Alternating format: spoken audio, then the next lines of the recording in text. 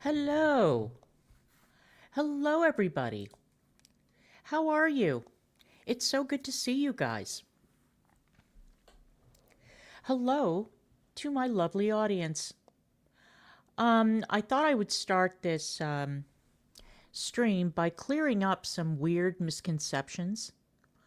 I was actually scolded in a chat today for not knowing that ovarian cancer can recur, and the person was under the impression that I had not had my ovaries removed. Hello, my darling.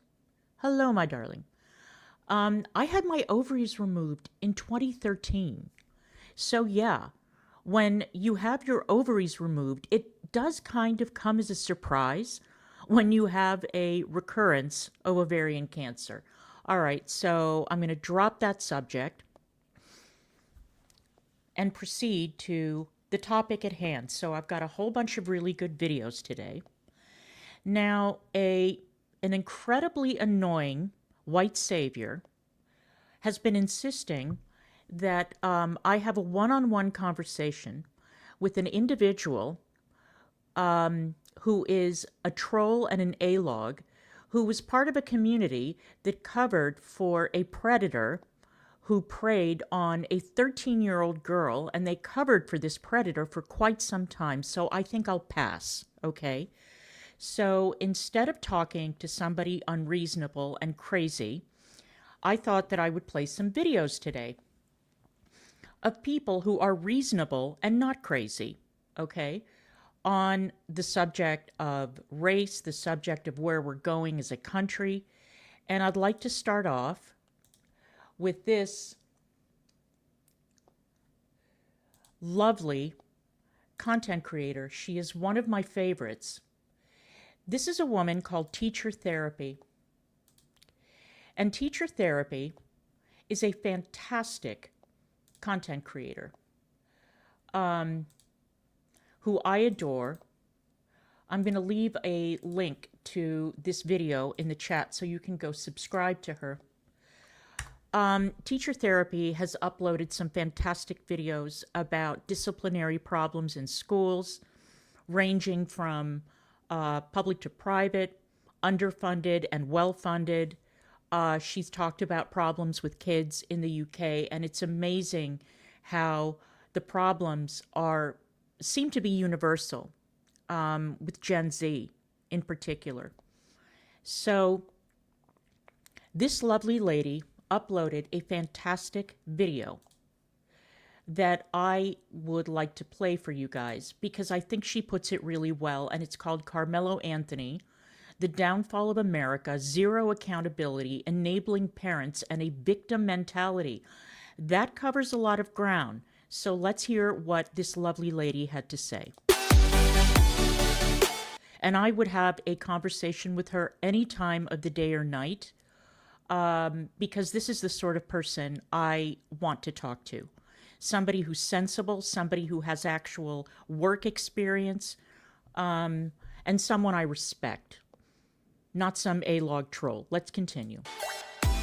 Hi friends, this is Trish and welcome to Teacher Therapy. Today's topic is a really sad and difficult one, but I feel like it's really important to talk about it. So I just ask that you are respectful in the comment section, and I am completely open to hearing different perspectives than mine. But today I want to talk about the Carmelo Anthony case because I believe it really demonstrates what is wrong with America today. I know that that's a big claim, but on this channel I talk about mostly the problems that we're seeing in schools, but ultimately the problems that we're seeing in society as a whole, problems we're seeing with parenting, problems we're seeing with young people. And sadly, this case exemplifies everything. Now, in case you're not familiar with what happened, it's been reported that a student named Carmelo Anthony plunged a knife into the heart of another student named Austin Metcalf. Austin Metcalf then died in his twin brother's arms. There's been different details about what may have led up to these events, but the story that has been shared the most is that Carmelo Anthony went under a rival school's tent. He was approached by Austin Metcalf and asked to leave the tent. It's been said that Carmelo Anthony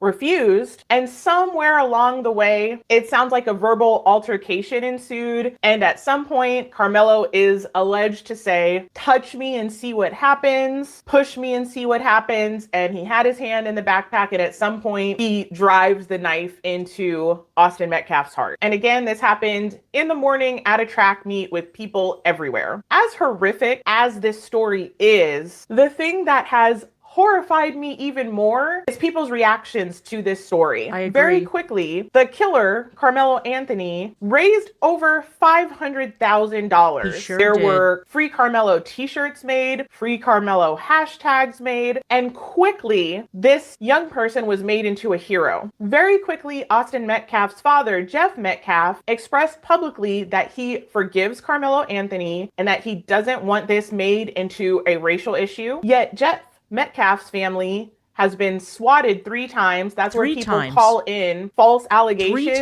about a family so that the SWAT team surrounds that family house with weapons. It's a very scary and dangerous thing where people have lost their life. Well, that has happened to Jeff Metcalf, the father of the slain boy, the one who forgave Carmelo and has asked for there to be racial unity and reconciliation. I just utterly cannot believe what I have seen online. To make matters worse, Carmelo Anthony's family held a press conference, and Austin Metcalf's father, Jeff, comes to the press conference in order to reconcile and pray with the family. And then he gets kicked out of the press conference. And Dominic Alexander, the president of the Next Generation Action Network, proceeds to vilify the father. And the family is essentially made into the victim. The family of the son who committed the crime is made to look like the victim in this situation. Exactly. They're complaining about people saying mean things to them after what their son did. Carmelo is referred to as our baby, our boy, by Dominic Alexander. The focus of the whole press conference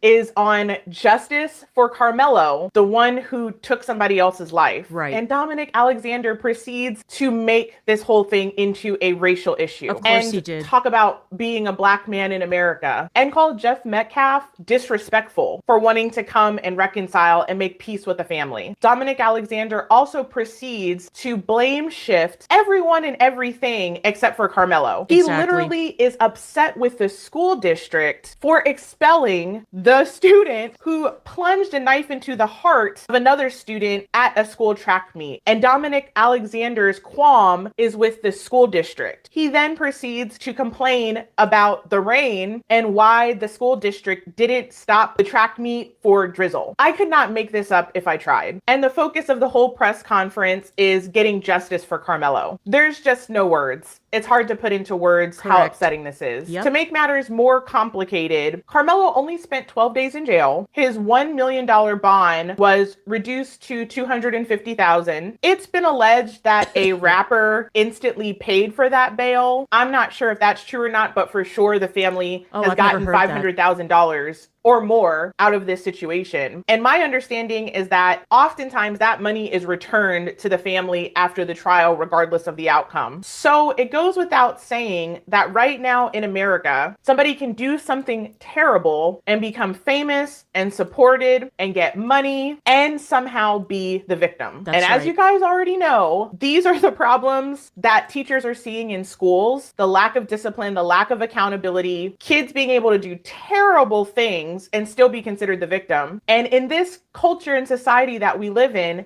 the people that call out the wrongdoing are called the perpetrators. Anybody that says that something is wrong is accused of being authoritarian or racist. Exactly. And honestly, I am sick and tired of seeing horrendous behavior, murder, whatever, yielding hundreds of thousands of dollars on Give, Send, Go, on GoFundMe, whatever. It is disgusting. And calling all of this out, the Carmelo Anthony thing out, and the reactions of people who donated. I saw that the guy who runs Give, Send, Go tweeted out that they removed the comments that were attached to the donations that were made to Carmelo Anthony and to Shiloh Hendricks, the woman in Minnesota, because of the extreme level of racism. And I don't like the fact that, we're almost in like a race to the bottom, a tribal race to the bottom. It's awful. It's awful. Where people donate out of spite because they don't like the fact that somebody else from a different tribe made a ton of money on Give, Send, Go. It is vile. It is absolutely vile. But let's continue. Or fill in the blank of the words that are chosen. Our culture and our society is so upside down right now. Yep. And we just have to consistently ask ourselves the question, what are we teaching to kids? What do you think young people are learning by watching this happen? Exactly. And by no means is this only a Black crime issue. When Luigi committed the crime, he became famous overnight. And another one, a man who shot an unarmed individual in the street at point blank range and raised a ton of money and became like a cover boy pop star kind of guy, with women and men swooning over him and, painting him as like the modern day equivalent of Che Guevara. It is absolutely disgusting. All of it is disgusting. I was horrified by that too, that he was made into a hero and celebrated and called great things. So we have a crisis on our hands, and it's playing out in school, it's playing out in culture, it's playing out in society, and people need to speak clearly that this is wrong. Yep. We have a generation of people that are being raised without any accountability. And I really don't like to continue to bring up the racial issue, but as a teacher that 7 out of 8 years worked predominantly with students of color, this was something I saw all the time, and I really tried to raise the alarm. Young Black students are infantilized, and it is the soft bigotry of low expectations. That's true. They're given excuses for terrible behavior. Allegedly, Carmelo's excuse for plunging a knife into the heart of another student was that he touched me. And I can't begin to tell you how many times I've tried to talk to parents and let them know that that isn't an excuse. Sadly, many young people today have no conflict resolution skills. That's true. They're taught to fight. They're taught if one person touches you, you better double it. They say if they push you, make sure they don't get up from the fight. And this is such a prevalent mentality that I've seen in all races. And I've had kids literally tell me, my mom or my dad said, if somebody touches me, you better do something about it. This is not a good thing to be teaching kids. There are so many different outcomes that could have happened that day. Some people say Carmelo went under the tent because it was raining and he wanted to be dry. Let's say that that was the case. If people came up to him and said, hey, this is our tent, you're not supposed to be under here. There was so many options. I'm sure if he smiled and was polite and said, hey, it's raining, do you mind if I sit under here? I'm just trying to be dry. There would have been a different outcome. If he would have said, oh, I'm sorry, my bad, I was just trying to get out of the rain, I'll go ahead and move, there would have been a different outcome. Even if the people that asked him to get out from under the tent that he wasn't supposed to be under were rude, we need to teach our kids how to deal with rude people in a way that doesn't involve somebody else going home in a casket. Sadly, there was another student that was interviewed that mentioned that Carmelo had been in fights before. And this to me comes back to an issue of parenting. And naturally, I don't know Carmelo's family, how he was raised. But the thing that I really like to tell people, parents, administrators, anybody that will listen, is if you give strong consequences to people when they're young, to your kids when they're young, then the idea is that they're going to learn and they're not going to be doing these huge actions and thinking it's okay. But the biggest battle that I've fought in schools and with parents is that parents these days don't even want to see their kid held out of recess. Yep. Parents these days and schools don't even want kids to get zeros on their assignments. So essentially, we have kids that are growing up with no understanding of cause and effect, and it's bleeding over into the law. And this is a crisis. And the thing that really hurts me is seeing so many young Black children and teenagers and young people being given a pass for violence, being given a pass for a lack of respecting authority and insubordination in schools and with store workers and principals and police. It's been horrifying to me to read the comments of people defending Carmelo's actions. And I've seen white people do it and Black people do it in comment sections. And people think that being anti-racist means not having consequences when somebody is wrong. Exactly. And I have to tell you, it is not racist to hold people accountable. It is not racist to give consequences when somebody does the wrong thing. That's right. In fact, that is love. Boundaries are love. Discipline is loving. And when we don't have boundaries and discipline in society, in schools, in the home, we eventually get anarchy. And that's where everybody does whatever they feel like doing to whoever they feel like doing it to, and they believe they're justified. Some people might agree with me, but I do not think Carmelo Anthony's bail should have been lowered from $1 million. I agree. In fact, I don't even think it should have been offered. I think he should be in jail right now. Again, this might be an unpopular opinion, but I don't think his family should have allowed him to be bailed out for what he did. There has to be consequences. And as much as you love your family member, that can't supersede right from wrong. One of the saddest things about that press conference, aside from the grieving father being kicked out and villainized, is the fact that there was so little acknowledgement of the loss of life. One line out of approximately 30 minutes was a sort of condolence from the mother, but it was said in such a passive way that if somebody didn't know the details and the circumstances, they would have no idea that it was her son that was responsible. Right. I don't think there should have been a press conference for Carmelo's family at all, but if there was, the very first thing that should have come out of everybody's mouth is, I am so sorry for what my son did. And they never should have hired that race-baiting charlatan with a criminal record to be the spokesman for the family and to fan the flames and race bait. They never should have done that. And that's on the family. They made that decision. They chose that man as their spokesman. And they made the situation 100 times worse. I'm so sorry that your son isn't here anymore. But instead, we heard the family's representative just complaining about how he is a victim and the family is a victim. Well, let me remind you guys of something. I remember a time long, long ago where you taught your kids not to shame the family name. People would say it all the time. They would say, don't bring shame to this family for what you've done. Now we have a family whose son has brought shame to the family and they're feeling sorry for themselves. Right. I just don't understand it. It's so twisted. I am all about having compassion. I am all for forgiveness and redemption, but not without consequences and not without accountability. Right. People can turn their lives around in prison. People can apologize from prison, but the way this case has been handled so far is horrifying. And I'm just going to say it doesn't do the Black community any favors. No, it doesn't. Two wrongs don't make a right. I have seen people saying the most insane things. I've heard people saying that slavery is what killed Austin Metcalf.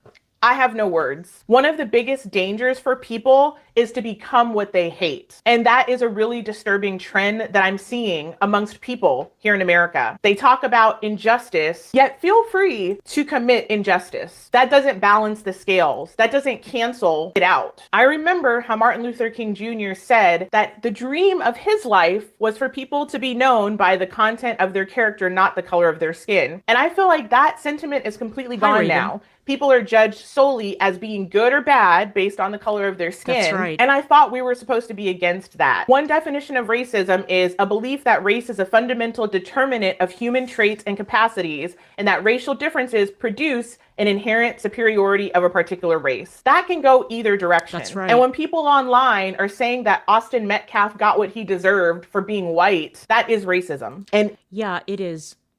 It is, and I don't sign on to this new definition of racism that takes into account a power imbalance. I think it's ludicrous. We all know what racism is. But, right? Hi, Joe. So let's continue.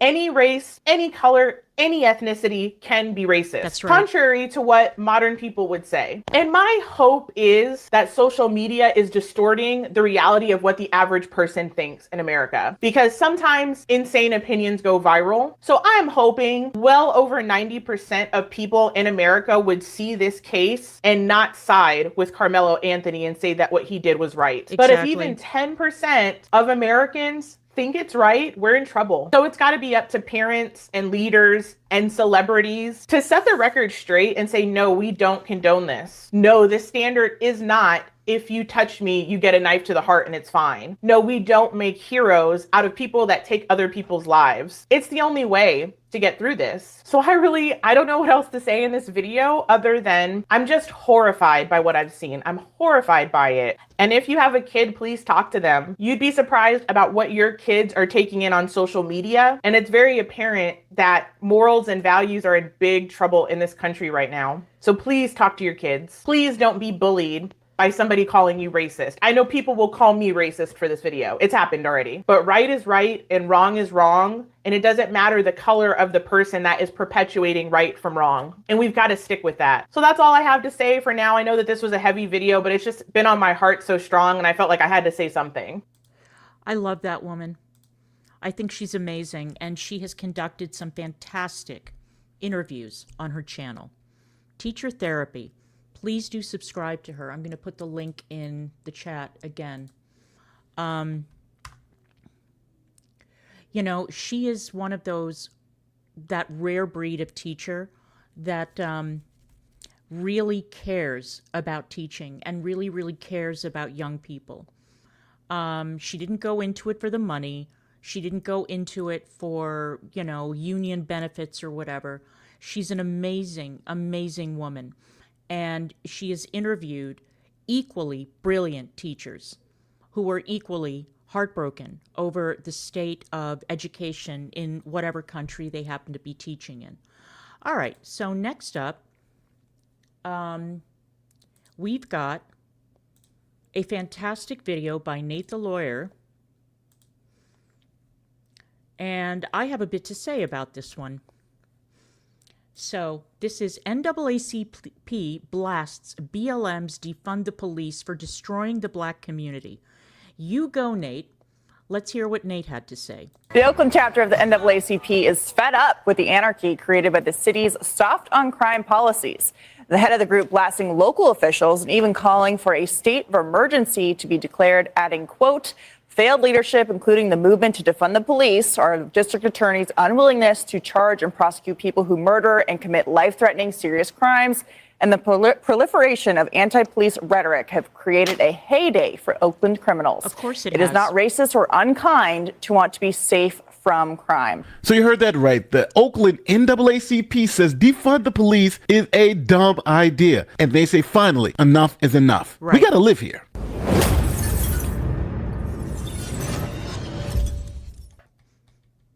So, welcome to Oakland, California, one of the most progressive cities in America. Now, before the Black Lives Matter movement and the defund the police movement, Oakland's crime rate was going down dramatically because they invested in both police and criminal justice services. Oakland is seeing a dramatic drop in the crime rate, especially when it comes to murder. KPIX5's Ann Makovic takes a look at the strategy by the police department, and it appears to be working. Yeah, good news is certainly welcome. This is a city that has averaged more than 100 homicides a year for the last 4+ decades. And today, Oakland leaders releasing the annual crime data report, which they say shows a steady 5-year decline in shootings, homicides, and robberies. There were 75 homicides occurring in Oakland last year. That is down from 85 in 2016, and that follows that downward trend. 2016 brought a 12% drop in violent crime versus the 5-year average, and a 20% drop in robberies. The police department has credited the improvement on a more prominent police presence and getting help from the community. With better technology, more residents and business owners are giving police video evidence of crime. Churches, youth groups, and nonprofits have also been stepping up their work in prevention. Now, after those wonderful numbers, woke politicians in Oakland and in San Francisco decided to defund the police. Just a note, something to point out that I think is obvious. Everywhere that attempted to do this defund the police business, it failed in each and every city where it was done. Each and every city.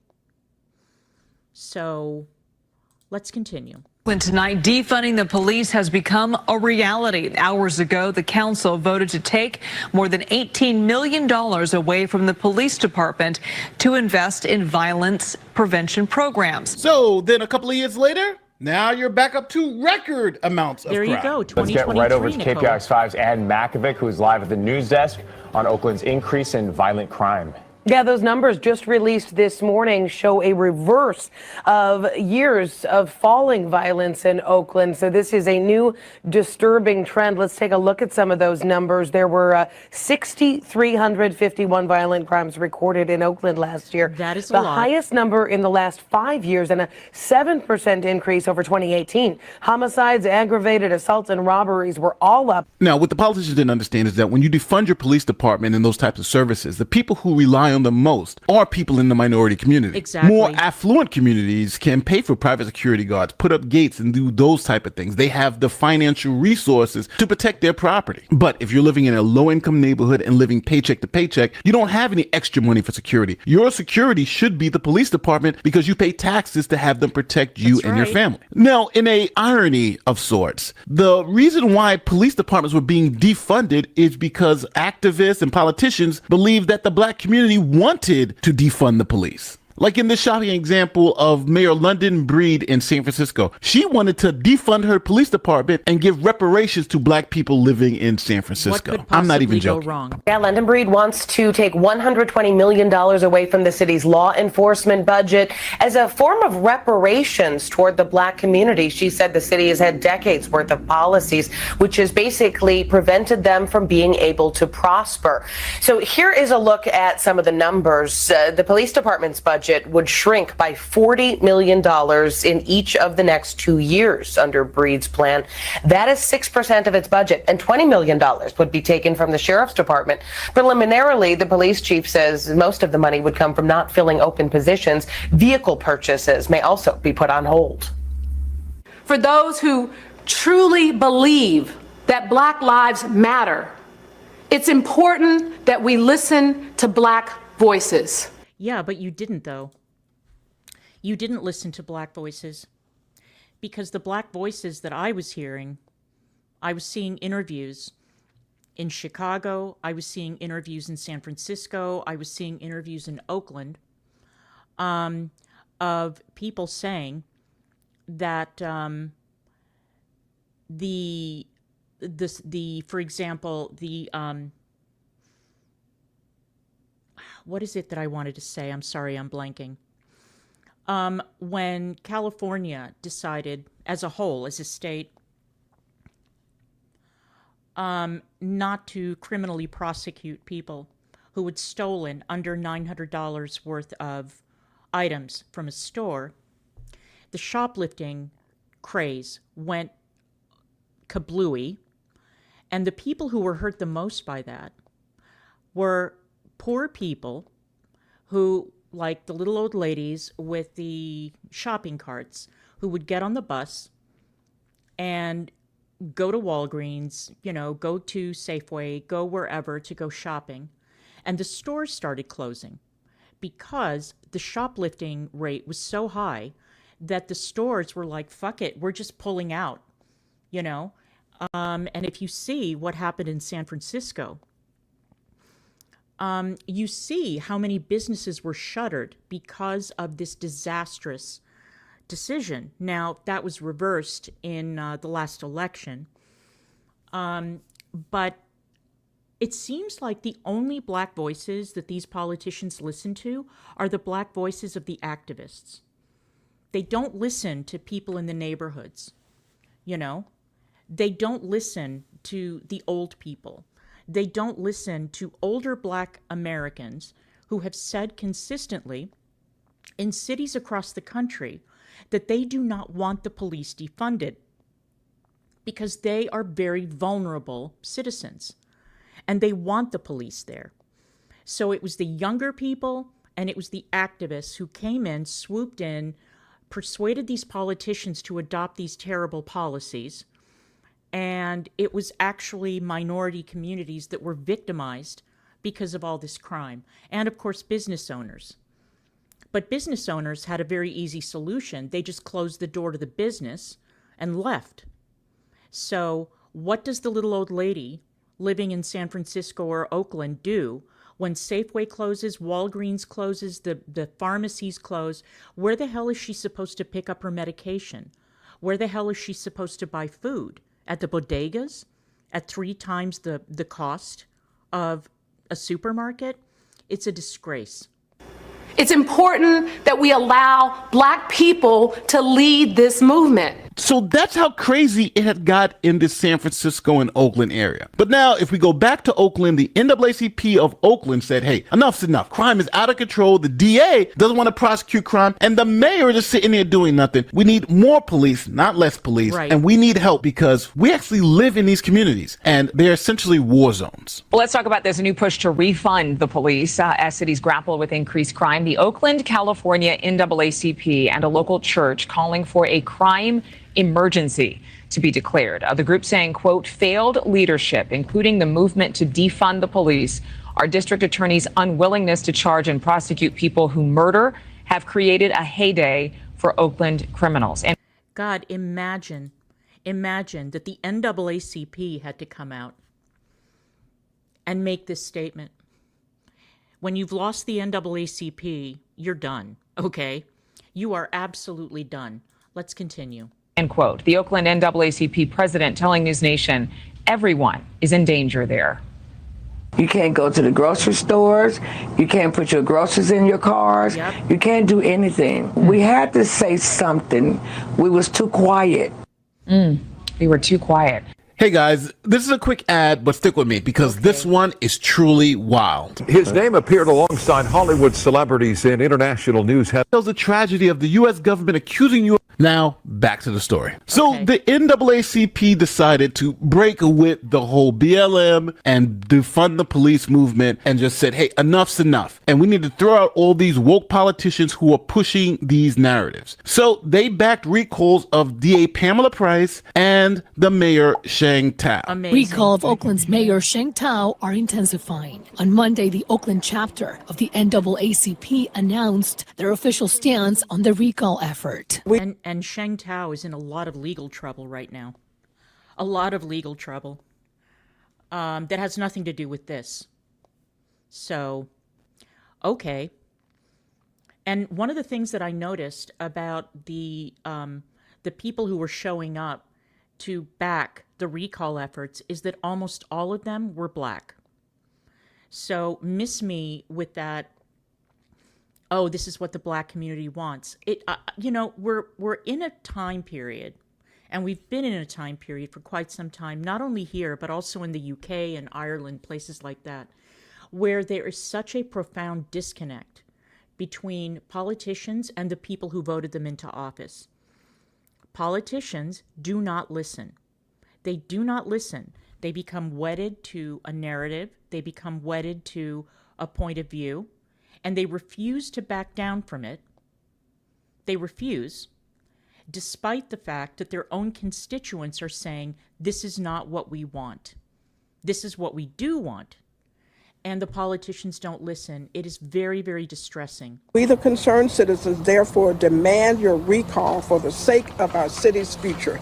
You lack the competency, credibility, judgment, and ability to lead what was once a great American city. Members of the NAACP listed public safety, the year-long surge for a new police chief, and a declining business as reasons for the lack of trust in her abilities. Yep. Many working people, we are suffering. Now, after all that, the mayor and the DA were both recalled, kicked out of office. In Oakland, California, it appears Mayor Sheng Tao and District Attorney Pamela Price are on their way out, with voters backing bids to recall them less than 2 years after taking office.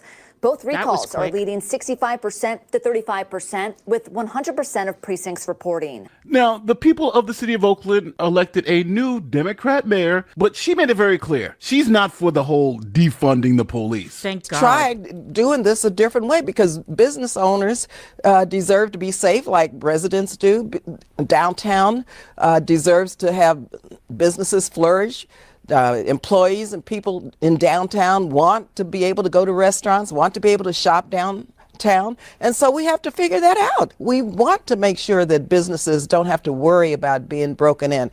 I'm not a defund the police candidate. Good for you. And so I believe in violence prevention, crime prevention, public safety, and making sure that our police force have the skill, the funding that they need to do the real work of policing. And so it's a big Peace. So what do you think about Oakland's reversal? They went from defund the police, police are all racist, to now we want to fund the police. We need more police. And we're kicking out the politicians who want to defund the police and bringing in ones who want to do the reverse. And I think we need to give the NAACP a lot of credit. I agree. They chose common sense over the race hustling madness Yep. and said the people who are living in Oakland need real law enforcement. They need real policing. They don't need people marching in the streets saying defund the police, because that doesn't help anybody. Matter of fact, that hurts us the most. But as always, tell me where you disagree with me in the comment section. Say, Nate, hey, I think you're wrong here. I think defund the police is the way to go. I just personally disagree with you. Don't forget, like, share, subscribe, do all that. Okay, another great video by Nate the Lawyer. So, I'm going to close out with a story that tickled me. Okay? This clip has been making the rounds, and I thought that it would be fun for us to take a look at this together. Now, as you all know, this last election left a lot of people very upset in the United States, not in Canada, but in the United States. And there were the usual suspects who came forward and said, we're leaving the country. Now, you always have the celebrities who claim that they're leaving the country, and then they don't go anywhere. Well, a couple of them did. Rosie O'Donnell left, Ellen DeGeneres left, but not nearly as many people as you would expect. I saw and what people are discovering is that sometimes relocating is not that simple. And maybe you should have done a little bit more research before you decided to up stakes and move across the world without anticipating some problems that may crop up, right? So, I saw a video by a transgender woman who moved to the UK and is now very, very unhappy and very dissatisfied. I guess that that person was concerned about the executive orders that Trump was signing and moved to the UK just in time for that Supreme Court decision to come down. So, among the people who decided to relocate were Black Americans, and there was a woman who, with her family, relocated to Ghana. Now, in 2019, Ghana led a push that it wasn't called the Come Back Home movement, but it was a drive to convince Black Americans and Blacks from the West to move to Ghana and get in touch with their roots and so on. And I am going to drop a link in the chat, if I can find it. I think I still have it pulled up. Here it is. There was a story on NPR about the challenges that these expats faced when they moved to Ghana. There were issues involving land grabs. There were a lot of issues, so that's a very interesting article if you guys want to read up on it. So this woman moved to Ghana, and something tells me that she didn't do any research before she moved her life to an African country. So let's listen to this. We came out here to build Africa. I closed all my businesses down. And of course, I could have stayed in that colonized United States of America and dealt with their bullshit. And I'm very in tune. I'm very in tune with the universe. I'm very in tune with my ancestors. I heard the calling and I came. I talk to my ancestors every day, but that don't mean I don't go through shit. Ain't no angels, ain't no flying butterflies and rainbows around here. We all go through shit. At the end of the day, I don't like the circumstances that we're in. It's not that I can't help it. I have money. I can move, go wherever I want to go. And it wasn't that I was complaining about the fact that I was paying $100 a month. A day. I was complaining because it doesn't make no sense that the prices are so outrageous out here when you're living in conditions like this. lady, I'm sorry to hear your story, but if you had done your research, you would know that Ghana's inflation rate runs anywhere between 24 and 35%. Everything's expensive in Ghana. I have to say, I was surprised to see how high the cost of living is in Ghana. And Ghana has also had problems repaying their loans to the World Bank. So, yeah. Ghana is a politically stable country as far as other African nations are concerned, but on every other level, Ghana has a lot of the same problems that other African countries have. So let's continue. So let's be honest and let's keep it real. Nobody wants to live like this. They shouldn't even be living like this. I want to take half of Africa back to America because they can see how real living is. Because this shit is pathetic.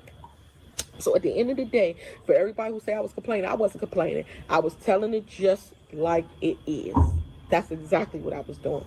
Boy. So we've talked about the fact that liberals are taking dramatic measures to escape living in President Trump's America. Okay, for them, it is a traumatic experience because President Trump is taking away people's rights. He is now normalizing racism, hate, and bigotry. So you have certain groups of people with infinity stones of wokeness, deciding that they're going to seek refuge / asylum in other countries, right? Or they're just going to flat out move to other countries in order to escape being in President Trump's America. And this includes black folks who have moved abroad to get away from racism. Take a look. You know what, the truth of the matter is, I felt my safest self. I felt, and safe is relative, but safe to be my authentic self, safe to express myself in the way that I really desire to express myself. That feeling of safeness, I've only felt outside of the United States. And me living in Mexico as an African American woman, I've never felt discrimination from the Mexican people. When I have felt discrimination, it's been from Americans.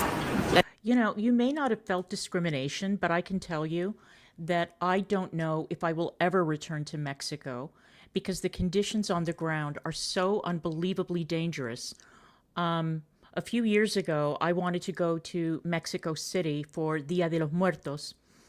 And when I saw the issues with kidnapping, with violence, with the drug cartels and everything else, I said, yeah, I don't think so.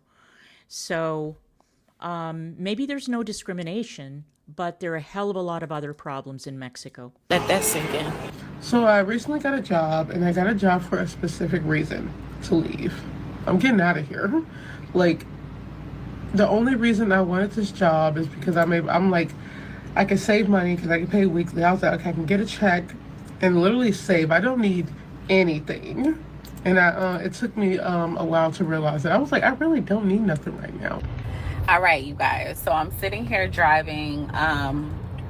Same, here we go.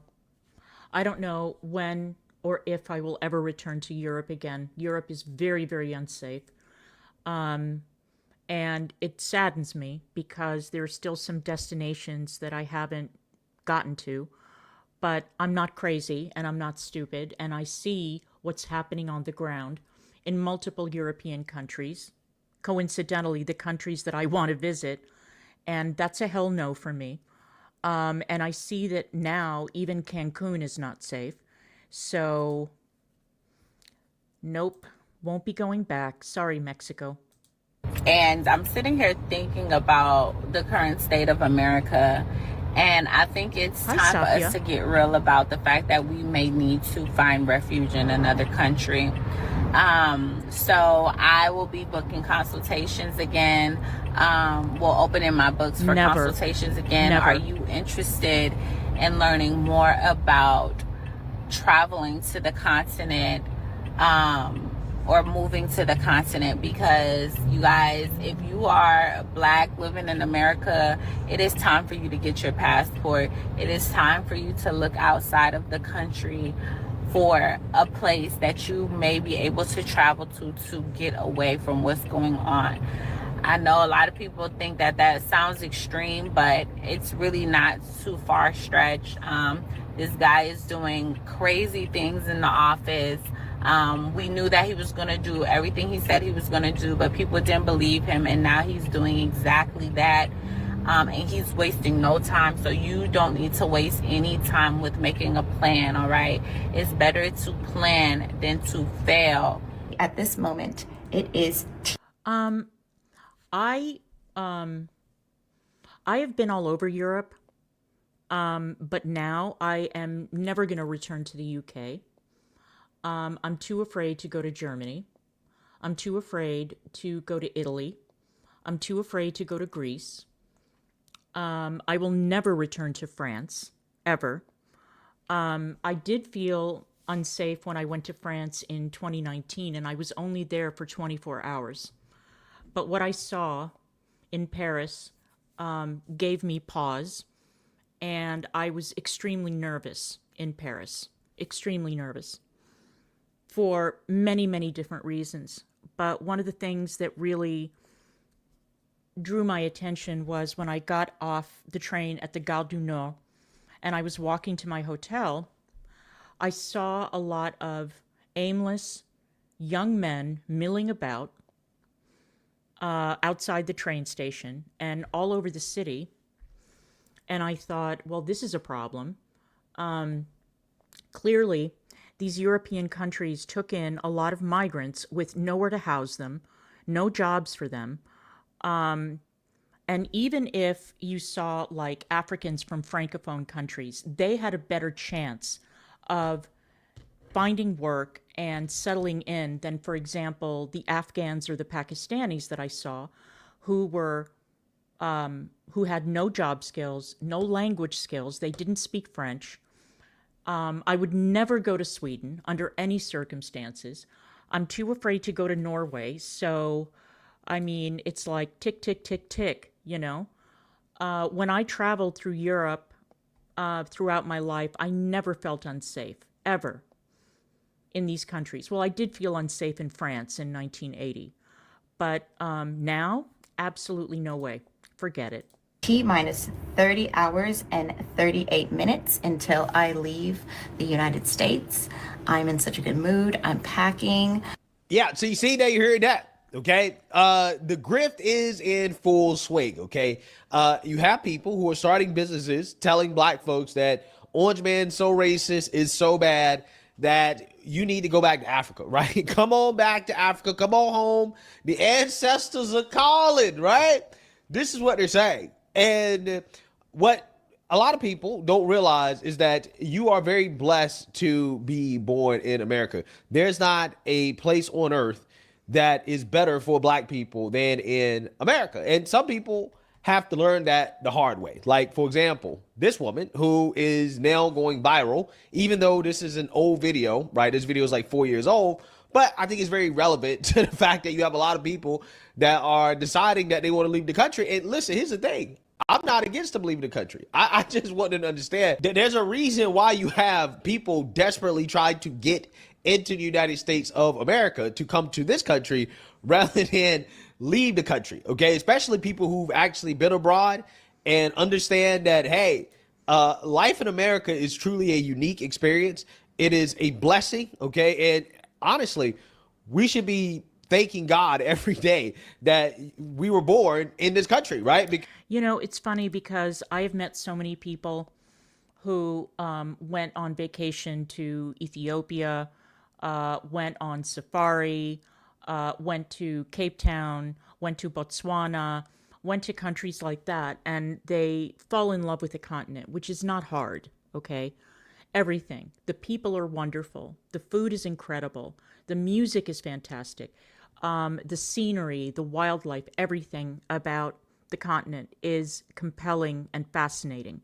However, spending like a week or two in a country does not give you the full experience of living in that country, you know? And I used to listen to some of the exchanges between Americans at VOA and the Africans that I worked with for 14 years. And the Africans that I worked with were so incredibly patient. They were so patient, and they would listen to these Americans who would tell them about themselves, you know, and they would tell them about the continent.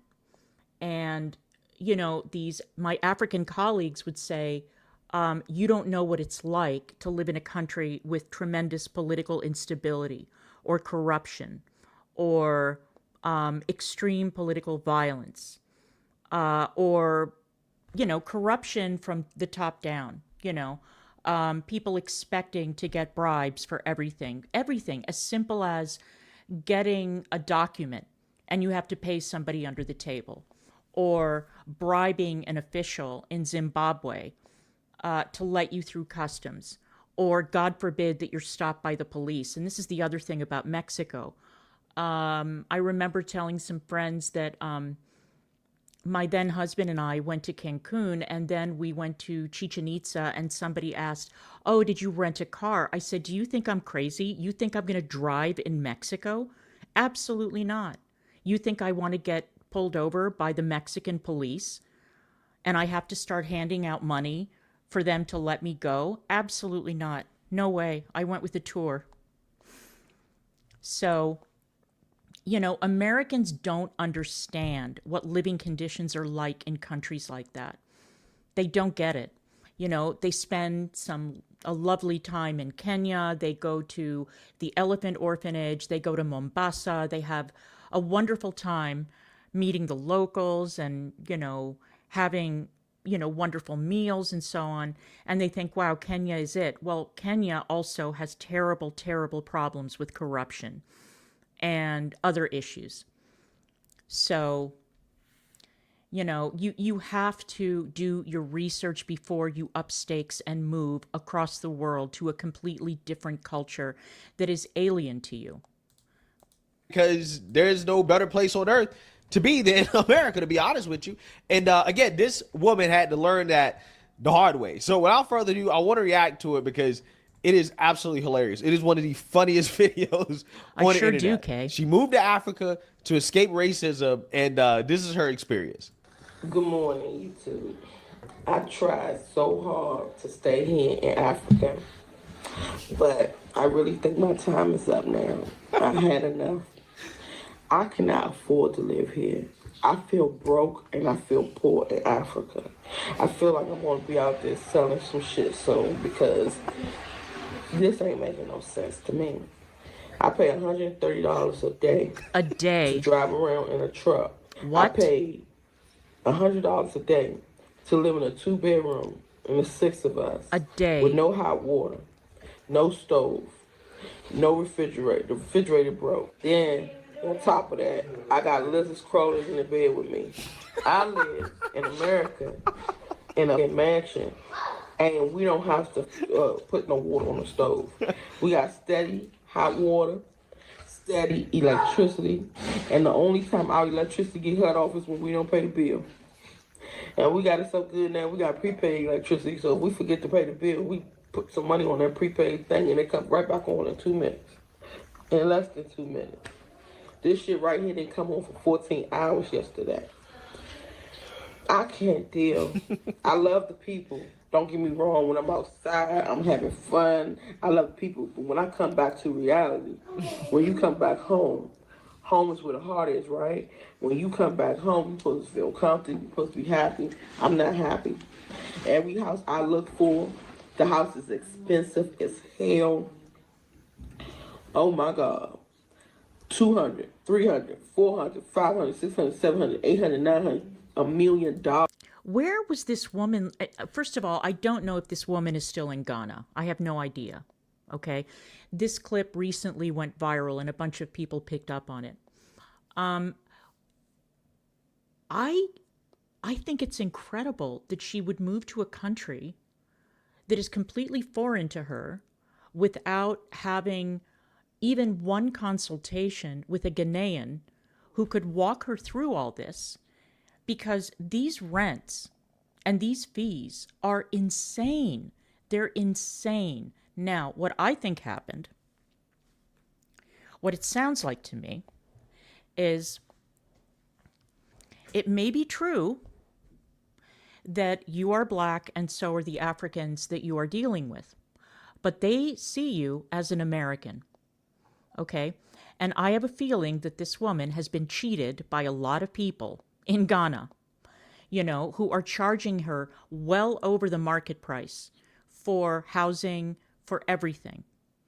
And I think that if she had had somebody that she coordinated with on the ground, someone she could trust, who would do the negotiating for her, she wouldn't have ended up in this situation, because this is absolutely insane. To live in a house where you look outside and all you see is turkeys and ducks and chickens and sheep and old malnourished cows. I didn't even pay that much for my house in America. And everybody I talk to is saying the same thing. Oh, this house is $500,000. Oh, this house is $200,000. This house is $300,000. I'm like, I can't afford to live here. I cannot. I paid $100,000 for my house and a good ass community. But y'all, I'd rather go back to America and deal with the racism in America before I sit here in Africa and deal with the bullshit bribery, the bribery, the bullshit fraud, the bullshit scams, the bullshit too expensive, the bullshit not having no snacks, the bullshit not having no food, the bullshit electricity, the bullshit hot water, the bullshit what's that shit called that be coming down? The bullshit animals and scorpions outside the house. It's big ass spiders. It's big ass lizards. Sounds like Australia. You ain't never seen before. All in the fucking room with you, sleeping with you. All the bullshit people trying to scam you when you go outside thinking you rich. So they trying to get more money off of you. Exactly. Why? Because you're American. The girl does need her snacks, you guys. Yeah, Sophia, that's exactly what I think. That's what I think. And see, the thing is that when you live in the West, there's certain things that you take for granted, okay? So your license is up for renewal, and you go to the DMV, and it's a pain in the ass. You take your number, you wait in line, you get up to the front of the line. The clerk may give you a hassle or not, depending on where you live. But you pay your fee, which is public information, and they give you a license, and you leave. You don't have to bribe the clerk. You don't have to slip some dollar bills to anyone. And the same thing goes with everything. My former boss at ABC was married to a woman who was Indian, and her uncle died in India. And she had to go back. And she told a story about how it took weeks to get the death certificate, to arrange the burial, to deal with all of the, the details that in this country are much easier to deal with. Over there, everybody needs a payoff. Everybody needs a little, taste, right? And it still takes forever. It's still incredibly inefficient. And she almost lost her mind because she had been living in America for so long that she had basically forgotten how labor intensive it is to get anything done in India. So, this lady learned the hard way, and that sucks. That really sucks, because that is a hell of a move. I'm really trying to wrap my head around this shit. I'm really trying to wrap my head around how are Americans coming to Africa and being happy. Please comment down below, because for me, I'm ready to go.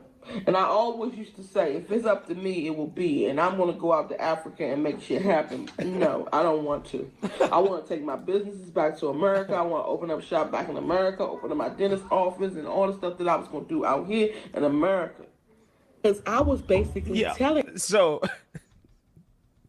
this is one of the funniest videos on the internet. This is one of the funniest videos I've ever seen. Man, being an American, living in America is a luxury. That's what people don't understand, right? You really only understand it when you actually leave and you go to one of these countries. As soon as you get out on the plane at the airport, you got people trying to basically hustle you. Yep. As soon as you get off the plane. And because you look like a gringo, right? You look like a foreigner. Everybody can smell the gringo on you, the American on you, right? So they try to overcharge you for stuff. That's right. And then, wait till you start living there, okay? If you start living there, you're going to notice that all of the amenities that you get in the United States of America that you just think are just super basic, right? Super basic stuff that everybody should have, right? Like air conditioning. No, right? No, that is a luxury, okay?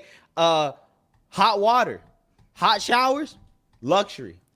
It's funny because I was really surprised to discover during a visit to Israel, I went to visit a friend, and he and his family lived in an apartment, and he told me that if you buy an apartment in Israel, and we're talking about older apartments, we're not talking about the new builds that are more luxurious and so on, that nobody can afford, all right?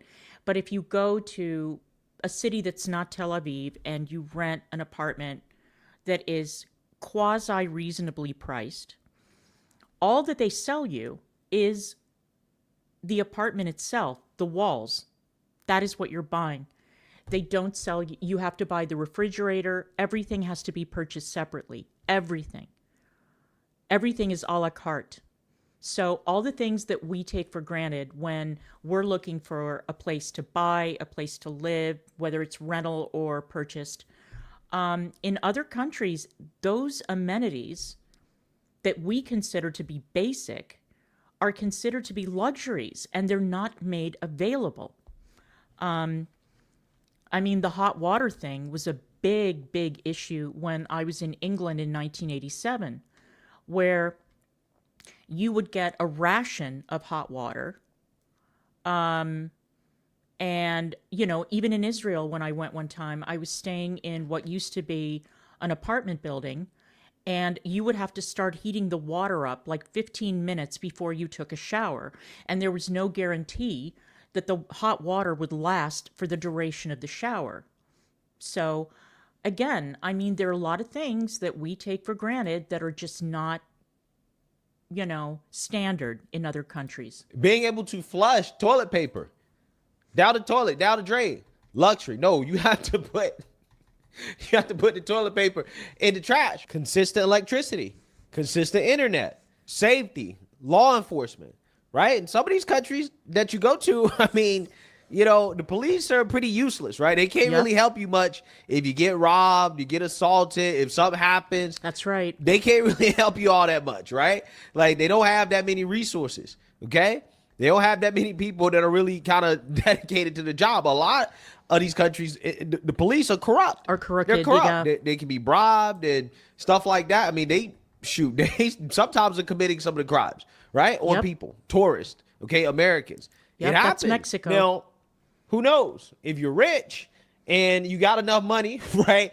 Yeah, I think living in a foreign country could be worth it, right? You could say, all right, you know what? Like, these are all the downsides, but hey, there are some upsides too, right? Things are a lot cheaper over there, right? A lot of things are cheaper overseas, right? And you can live off of less money overall, okay? But again, I think you have to have a decent amount of money before you can do that, right? You need to be ideally probably in retirement or something, okay? That's what a lot of people do, and it can work out in that scenario. But a lot of these people that are escaping because of racism and a white man, they're not necessarily going over there with a lot of money. And unless you can make money online, then you're going to have a hard time, right? Yeah, in a lot of these countries, the cost of living is brutally expensive,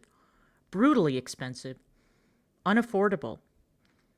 So unless you travel or unless you leave and you go to another country with an enormous amount of money at your disposal, even if you are young enough to be able to land a job, again, cost of living. I was in London in 1987. I wanted to stay. I wanted to move there. And I realized that because I was a tourist, first of all, overstaying a visa, or not a visa, but overstaying your length of stay, even though Americans do not need or didn't need a visa to travel to the UK. I thought, okay, well, how will I find work here? And I got a bunch of suggestions. But the problem is that when you're working and you're being paid under the table, you're not making a fair wage, you know?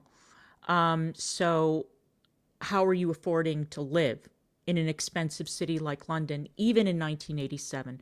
And that's when I realized there's no way that I can just up stakes and move to London. It's impossible. It sounds like a great adventure, but it's out of the question. Absolutely not. Too risky, too many uncertainties, and it's not worth it. I'll just come back for another visit. Hey, because getting jobs in some of these other countries, right? Like even the legit jobs don't pay anywhere near what the jobs would pay in the United States of America, right? So you realize very quickly Correct, that, wait, Clark. the white man country is not that bad, right? There are some major upsides to living under white supremacy, right? To being subject to systemic racism, okay? Because at least under systemic racism, I got hot water, right? I got the basics, okay? In this woman's case, she had snacks, right? She had snacks in the United States of America. Apparently, in Africa, snacks are hard to come by, which, you know, could be a good thing. Africa for has this very woman, but I'm tasty just snacks, saying, by the way. Like in America, she has snacks. Right. White man country, not that bad, right? To be black, okay? In this country, again, people kind of learn that the hard way that, you know, when you go to these other countries, they're not going to give you a pass because you got the same skin color, right? Like, you know, black folks and Africans are two different people, right? Yep. Like, I mean, let's be honest, two different cultures. So when you go over there, it's going to be a culture shock, right? It's going to be a culture shock, and your skin color is not going to save you, right? It's not going to buy you any type of goodwill. No, it right? won't. You're going to be subject to the same thing. You're going to get scammed in your face, Yep. right? It's just going to be just like this woman's complaining about. One of the things that she's really upset about, and I don't have time to play the whole video, so I'm just summarizing it for you guys, what she's upset about, is that they know that she is an American, right? And because they think that she has money, they try to charge her gringo prices, Exactly. right? They try to charge her American prices, okay? When it comes to basic things like housing, right, rent, okay? That's what I suspect, so too. She's paying $100 a day. This is what she said.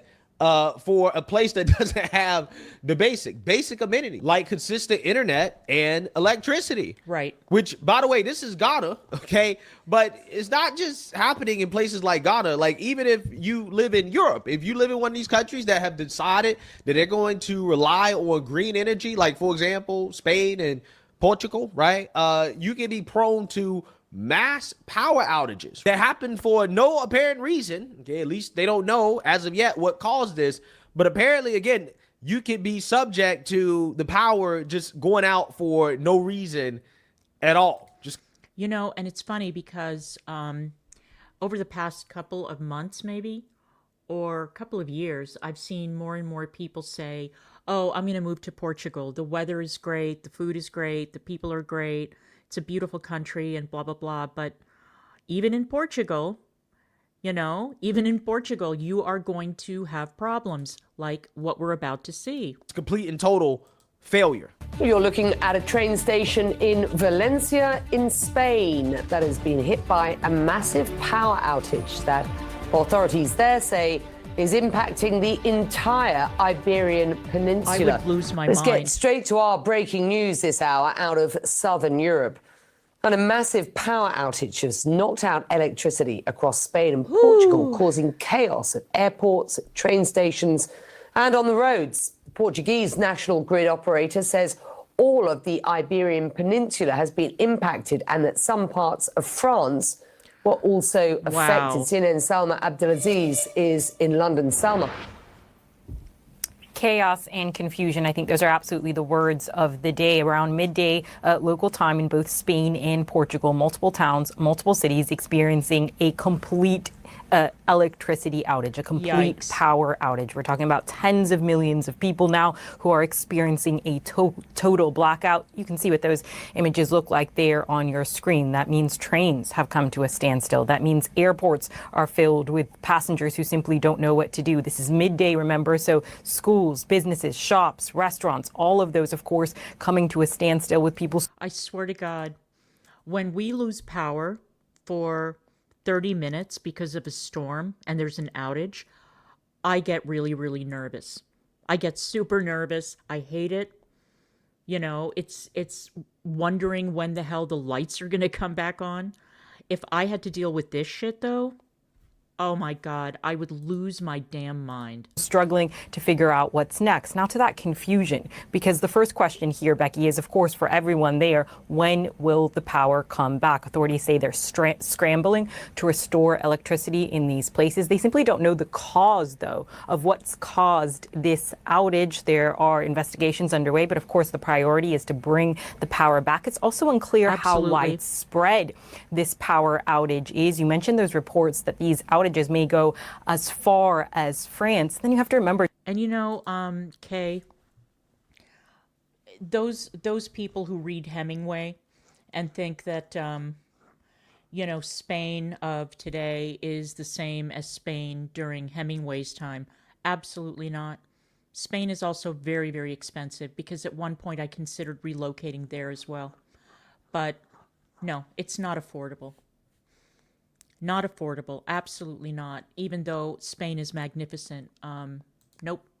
For just how disruptive this is to daily life. It reports that even traffic lights are not working. The mayor of Madrid appealing to people to please proceed calmly, to be careful, because that is how much life has come to a standstill. Also reports that mobile services, cell phones, are not working. So you're talking about communications being cut as well. So absolutely right now, for tens of millions of people, there is a sense of scramble, a sense of panic, and no clear answer as to when these services will be restored or why they were even cut in the first place. Wow. Yeah, so I'm just saying, even when you try to escape the United States of America and you go to the nice white man countries of Europe, right? Even then, there are significant downsides, okay? But, you know, if you're trying to escape white supremacy and not live in a first world country, yeah, there are even more significant downsides that you want to consider, okay? If you're going to try to move to Africa, just be prepared. Understand that life is different out there, right? That it's a whole different world. But sometimes that's what people need to understand, how blessed they are to be born in this country, okay? But, you know, also, I don't mind them leaving, right? If they want to leave and not come back, I'm cool with that too, right? This is why I recommend you just do your research before you go. And when you go, make your decision permanent, right? Just go ahead and give up that citizenship too, so that you can't come back. And that way you're all in, right? You're all in and you are escaping white supremacy, okay? Escaping white supremacy. Turns out that living under the white man ain't that bad, right? That's essentially the moral of this story. For these people that want to boo-hoo on and cry about racism and how bad the white man is, they appreciate the white man, the luxuries of living in the white man's country when they leave, right? It's very, very, very funny how that works. So let me know what you guys think. Make sure you like, comment, and subscribe. Most importantly, share a Black conservative perspective. Peace. You know, I feel sorry for that woman. I really do. It's obvious that she didn't do her research. It's obvious that she was being cheated left, right, and center. And that she didn't look into wherever it is that she was moving to. I don't know where in Ghana she was living, if she was living in Accra or somewhere else. But those rent prices sound extortionately high to me. Especially if you're living in a place that doesn't have basic amenities. I just don't understand. But I'm not really that much in touch with the Ghanaian economy these days, so I have no idea. But something smells fishy to me, you know? And I think that she just got cheated because she's American. That is my suspicion.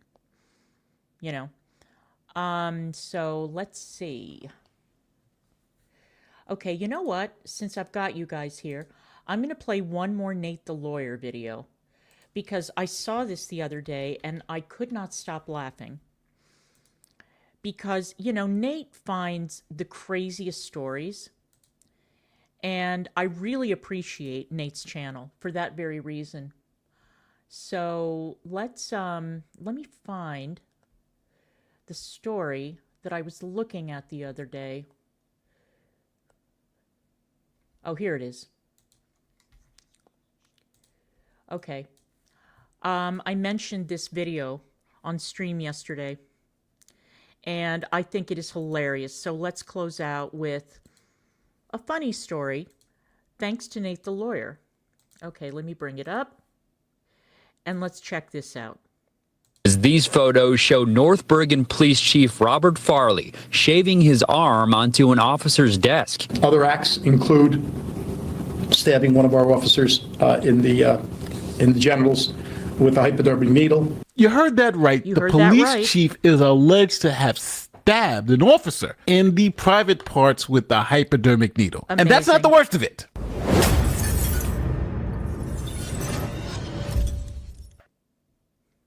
This is Chief Robert J. Farley. He's a lifelong resident of North Bergen, New Jersey. Now, the chief comes from a family with a deep legacy in local law enforcement. Both his father and grandfather served as deputy chiefs in the North Bergen Police Department. Now, And I'm sure that they would be very proud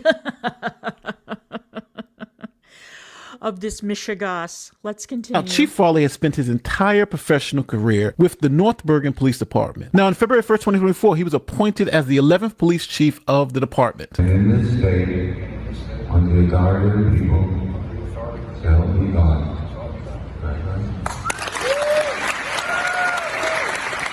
Right.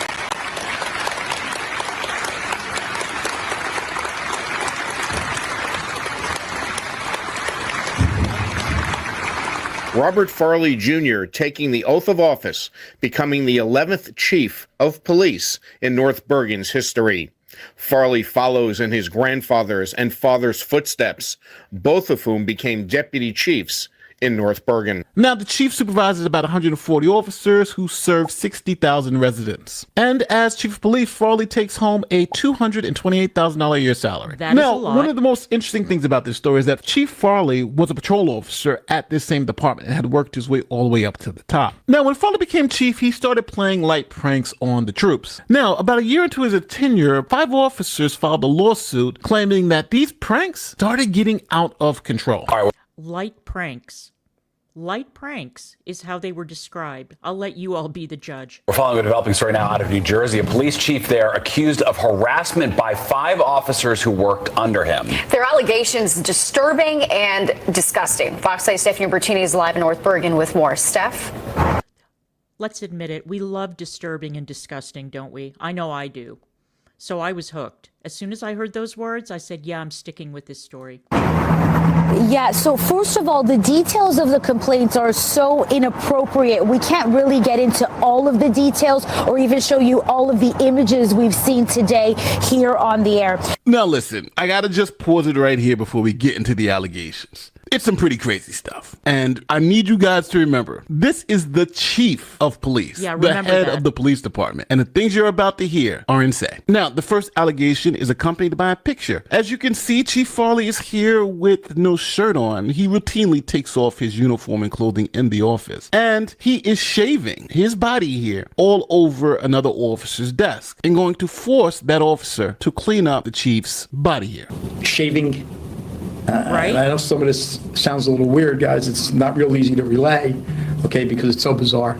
You know, shaving his arms, taking his shirt off naked from the waist up, and shaving his arms on the desks of, I believe it's a deputy chief, scraping certain excrement off of his underwear onto persons' desks. Scraping excrement onto persons' desks. I'm sorry. That is not a light prank. This police chief, can you imagine? Okay, you come from a police family. They've worked for the same department. You've worked your way up from a patrolman. And this is how you behave when you finally reach the top of the food chain. I am just shook.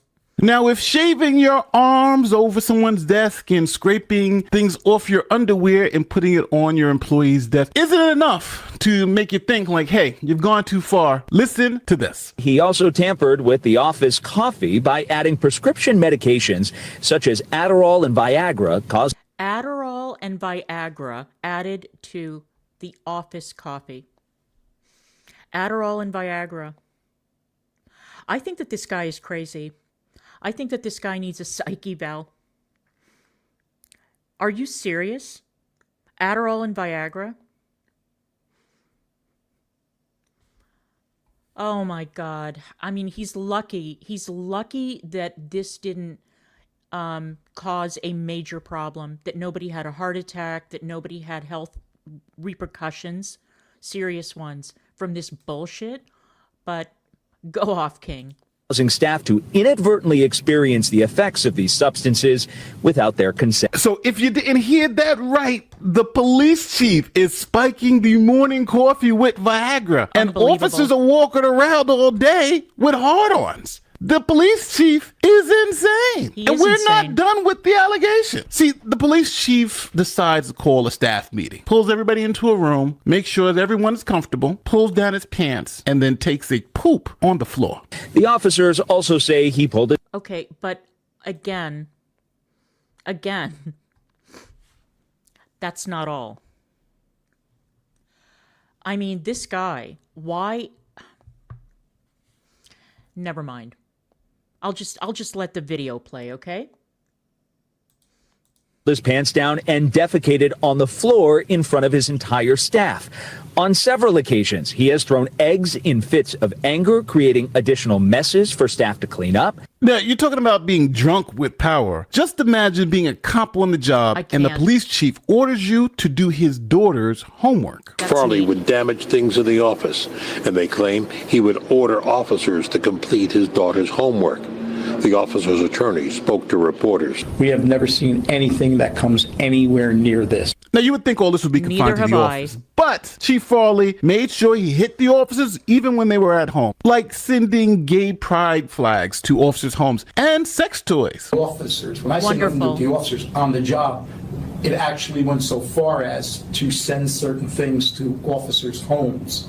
In terms of, well, I say in terms of, more precisely, masturbation cream, sexual toys, certain flags, gay flags.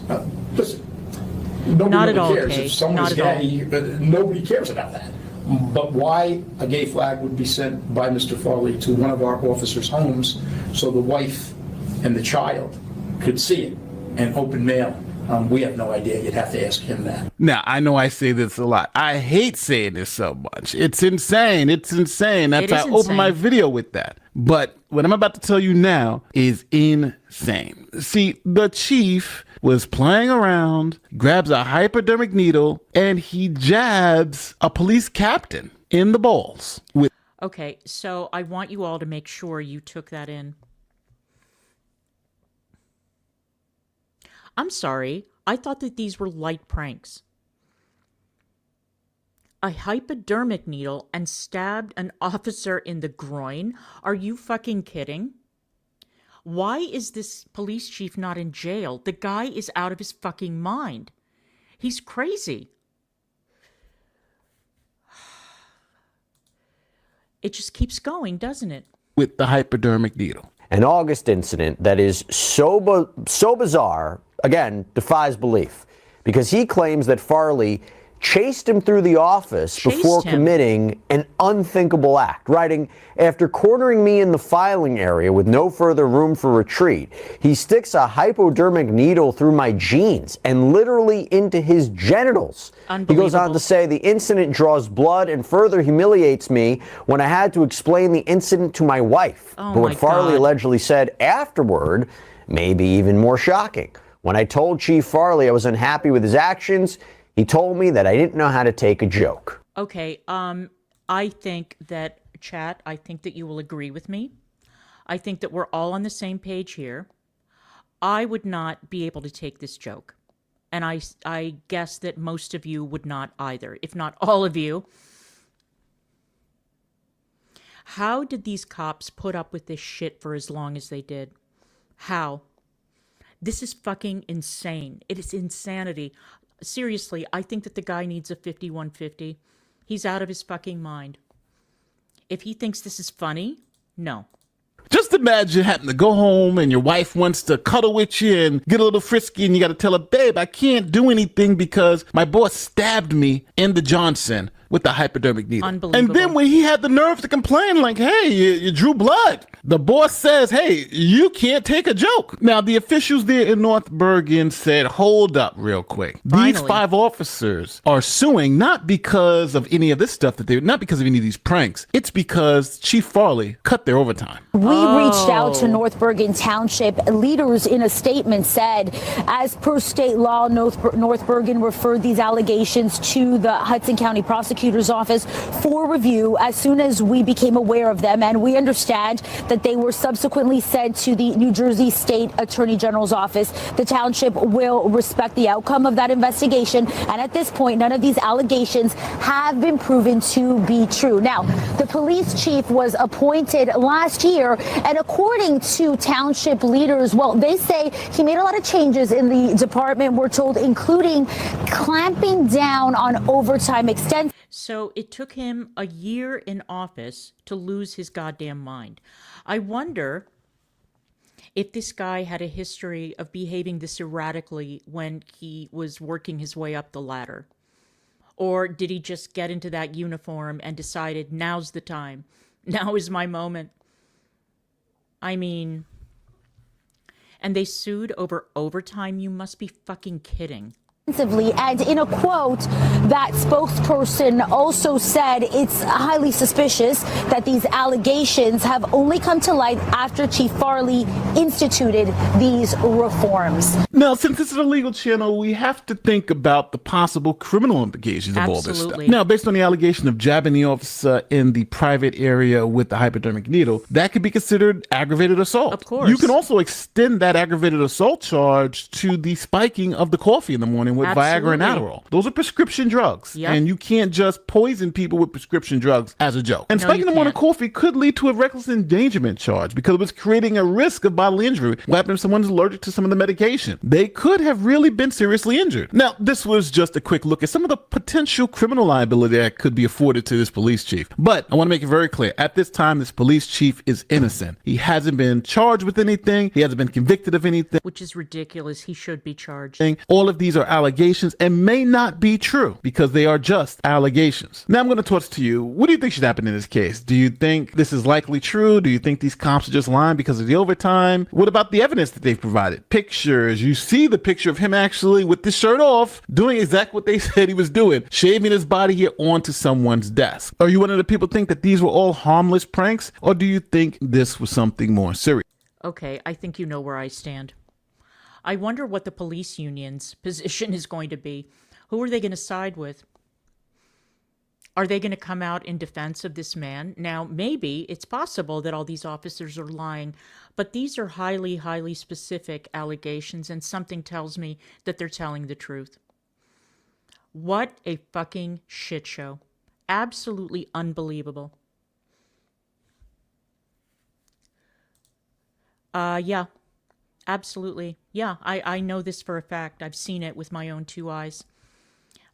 Same thing in TV with cameramen who make, well, used to, I don't know if they do anymore, but they belong to a very, very powerful union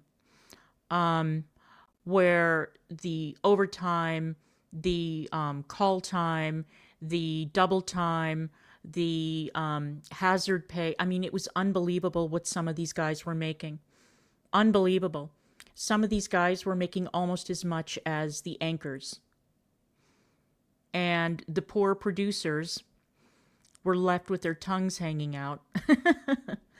You know, I mean, I used to go into the break room at CNN and listen to these guys talk about how, oh, that they were going to install a pool, that they were going to do this, that they were buying a vacation home and blah, blah, blah. And the producers were, let's say, not in the same financial position. But anyway, all right, you guys, this has been fun. Thank you for being here. I appreciate each and every one of you. And I hope you join me the next time. And until then, see you later.